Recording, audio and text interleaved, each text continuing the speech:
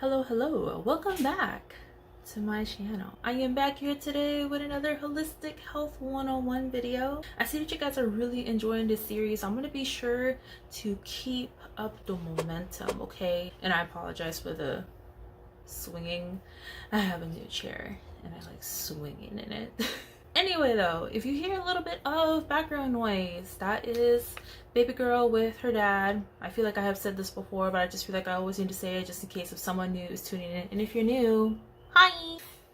But today I'm going to be talking about another weight loss focused video. What changes you could be making now to start seeing weight loss immediately. I promise if you follow these tips and apply, I say at least one of them, you should start seeing weight loss within the first week that you start. Without further ado, let's just hop right into this thing. So the first tip that you should start applying to your week now to see weight loss immediately is to cut back on the ultra processed food. What is an ultra processed food? So that could be your high sugary sodas, that could be your frozen meals, that could be your ultra processed meats, that could be your fast food, whatever the case it may be. I am not speaking from a place of restriction, I'm speaking from a place of moderation. In case you didn't know, if you're new to this channel, I am a big advocate on food freedom and feeling free in terms of your nutrition and not being shackled down by diets. And if you have not watched my last video, be sure you do, because on that one I talk everything about feeling free and how I was able to feel free in terms of my nutrition. But what I mean by cutting back on the ultra processed foods, the ones that I have listed are just basically the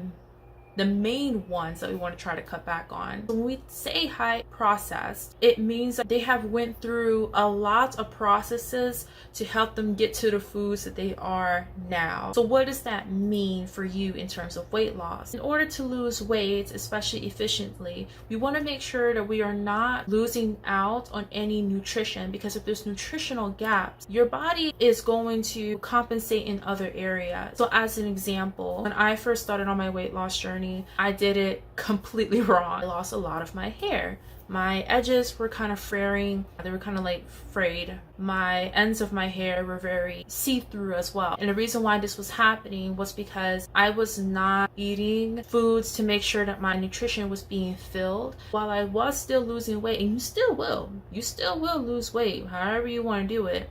But your body is going to compensate in other areas. So whether it be your skin, whether it be your nails, whether it be your hair, something's gonna go. Something's not gonna look the way that it looked like before you started your weight loss journey. While it's also beneficial for overall health and lifelong longevity, it is also so we can feel good about ourselves. When we look in the mirror, we want to feel beautiful in our bodies, in our skin. Really bent up on eating ultra processed foods, just know you're missing out on a lot of nutrition, because when these foods are going through all these processes, there are vitamins and minerals that are being stripped out, but then there's also things that are being added in. High amounts of sodium, additives, saturated fats, all these things are being added in. But the best thing that you can do for your health in terms of weight loss, to cut back on that and start consuming whole foods. Ultra processed foods in general are just going to be a lot more higher in terms of calories due to the amount of things that these food manufacturers are adding in to make it taste better and for it to last longer. Cutting it back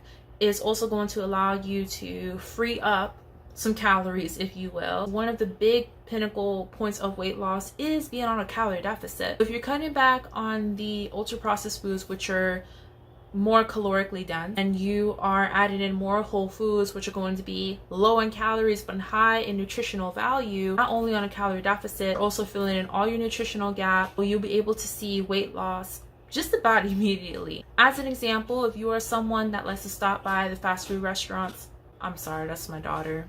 Before you go home from work, instead of getting a whole meal, get one thing that you like, bring that home, pair it with some whole foods at home. I know you probably don't feel like cooking at all, but at least make yourself some sides. At least get a main entree, probably when you're out there, like whatever your main you want it to be. Bring that home and pair it with some whole foods that are easier to kind of whip up and put on a plate. The next tip is for you to increase your activity level. I know we have heard this so many times, But hear me out. As an example, let's just say you are someone that's pretty much sedentary all day. You're at your computer all day, and probably the most that you're moving around your house is maybe like 10 minutes, like in a whole entire day, right? You're only getting 1,000 steps, really. If you increase that by an extra 1,000 steps, but think about it, that's more than what you were doing before. And moving your body, being active physically, is what's actually going to increase your calorie expenditure. Which calorie expenditure just means how many calories are you expending, how many calories are you using, how many calories are you spending just to move your body. Every single time you move, every single time you talk, when you fidget, anything that you do is using calories, because calories is energy. That's what your body uses to do anything. Even when you are sleeping, you are using calories. So even if you increase your daily activity by 10 minutes, you are already doing more than what you were doing before. So you're going to immediately start losing weight. Keep in mind, hormones also play a part in this. So be sure, if you are planning to increase your calorie expenditure by moving your body more, be sure to also fuel your body at the same time. Do not neglect your nutrition just because you are trying to lose weight. If you are being more active, your nutrition should reflect that. With a combination of being on a calorie deficit, you'll be able to see results just about within that same week.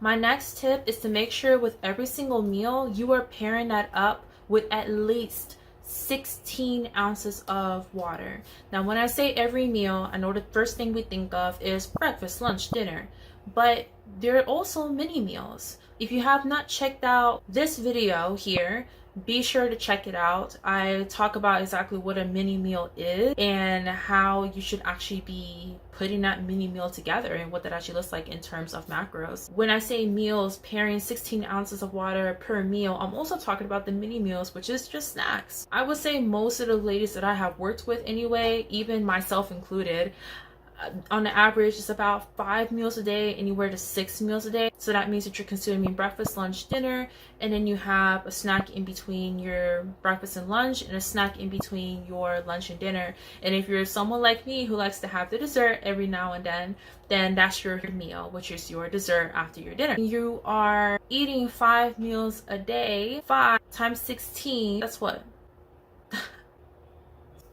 Is 80 ounces of water a day. This is going to be more than what is actually recommended on a day-to-day basis, which is great. Staying hydrated is not only going to help you be able to function better, but it is also going to allow you to feel fuller in every single meal. Feeling satisfied as well as feeling satiated mentally and physically is very, very important in terms of weight loss. If you do not feel satiated after your meal, you're going to binge eat or you're going to mindlessly eat to fill yourself up, as a lot of us do when it comes to feeling satisfied off of something. You want to feel satisfied before you actually end a meal. So if you are consuming water with your meal, you're going to feel fuller, which is going to decrease the chances of you going back into the kitchen to grab a second helping or to grab an extra snack. And it's also going to hold you off longer. Instead, you're able to regulate due to the fact that you felt satisfied while you were consuming that meal. So be sure you are including at least 16 ounces of water per meal. Now, this last tip is not one that I commonly hear, but it's important. Make sure you are logging your day-to-day activities and you're either adding one thing or you're taking away one thing. So time and time again, I have seen so many people when they go on a weight loss journey, it's always a dramatic change. They go from someone who was sitting at the desk all day to someone who's literally running at 5 a.m. in the morning for almost an hour around the city walk or something like that. While this is great, I love the ambition, I love the determination, I love seeing the willpower. The only issue is that if that wasn't your lifestyle before, it could become very hard to stick to it. You're constantly going to find yourself falling off, and then you're going to beat yourself up about it. And because you don't like feeling bad about yourself, you're going to be withdrawn from ever trying again. And then you're just going to go back into bad habits. I've seen it way too many times. So how do we combat this? First off, you have to know yourself. And if you don't, this is a great time to figure out who you are. Who is this person that you live, this body that you're living in every single day? What do they like? What do they do? What are their habits? You'll be so surprised of how many things we do impulsively and we don't even really think about it. It's just something we do. Make a log of everything that you're doing on a day-to-day basis. So to just be clear, when you wake up, when you are getting hungry, every single time you're getting hungry, when are you drinking your water, when are you getting tired, when are you using the restroom, and how often are you moving your body throughout the day. After a week of watching yourself, basically, you're then going to want to reflect and ask yourself, what is something that you can take away and then something that you can add in. I will use myself as an example. I've noticed that in the mornings, waking up with my little one, I don't really feel hungry initially, which of course I feed her, I nurse her, but then when it's time for her to take a nap, I end up going 2 hours without eating, and then by the time I actually get to eat, I'm famished. What I had to, after documenting my day-to-day schedule and realizing where the pattern was happening, I decided that I was going to eat at the same time that she was eating. Now, may not be the most easiest thing I would say to do, especially when you're nursing your child, but it was something that I had to do to ensure that I'm not skipping out on any meals, which then could potentially lead me to binge eating later because I didn't get enough food in that day. Be sure that you are looking at yourself on a day-to-day basis, at least for a few days. I had to put in the fact that I had to put in my breakfast instead of skipping it. Skipping your breakfast is not cool, okay? It's not for the cool kids. The cool kids don't skip their breakfast. Make sure that you are not skipping any meals. So that for me, I had to add in intentional meal timing, because that is the only way I'm going to be able to eat a meal. I had to set alarms on my phone to ensure that I was not skipping a meal and I was eating at the same time that she was eating. Secondly, something that I had to take out, I had to take out my 10 million to-do list that I was making that day. In the case, sometimes I would be so fixated on completing that to-do list that I would just completely ignore that I haven't had a meal in over 6 hours, which is not healthy for breastfeeding, by the way. I had to take out the huge to-do list that I had. Instead, I had to condense my to-do list to like this big and make sure that I'm adding in a meal. So I added in a meal and I took away things off my to-do list. Comment down below, what are some things that you want to add in to your day-to-day schedule going forward, and what is something that you actually want to take away that you see is not being beneficial for you at all? I'd like to know. And that is the end of this video. I hope you guys enjoyed it. I hope you guys found this to be helpful in terms of your own personal weight loss journey. And I can guarantee to you, if you stay straight and narrow to the course and you don't stray away, then you should be starting to see weight loss immediately. And if you are looking for the video that I was talking about earlier of how I was able to finally get to the point of nutritional freedom, especially in my postpartum journey, which is not something that I hear very often, be sure to click on this video right here in the left-hand corner. And as always, I'll catch you guys in the next video. Bye!